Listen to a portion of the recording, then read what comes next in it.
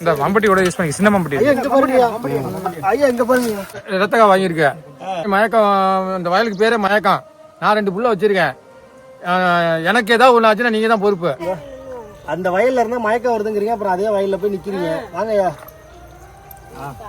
அவசரப்படாதீங்க. காலு முகம் பார்த்தா கண்டுபிடிக்க முடியாதுங்க. உடல்ல பார்த்தா தான் முடியும். உடல் தலை செதஞ்சிருக்குங்கய்யா. மூக்கு மட்டும் தாங்க உடஞ்சிருக்கும். இல்லைங்க, சாமர்த்தியம் இல்லைங்க எடுக்கிறது. ஐயா, அதாவது பின்னாடி புடைப்பு சிற்பமா இருக்கும்ல, அந்த மாதிரி இருக்கு பின்னாடி. இதுதான் காலு, இங்கதான் முகமா இருக்கு.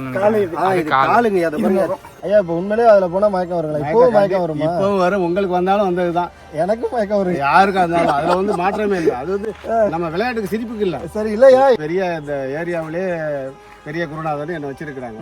இருந்தாலும் நான் ஒரு 20 பேரை கூப்பிட்டுட்டேன். வெறும் அந்த வயலுக்கு நான் வரல ஐயா, என்ன விட்டுருங்க ஐயாங்கிறாங்க.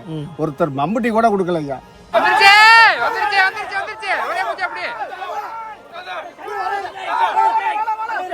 ஐயா சொல்றது ஆச்சரியமா இருக்கு. ஒரு சிலை வந்து வரப்புல படுத்துருக்குங்கிறாரு.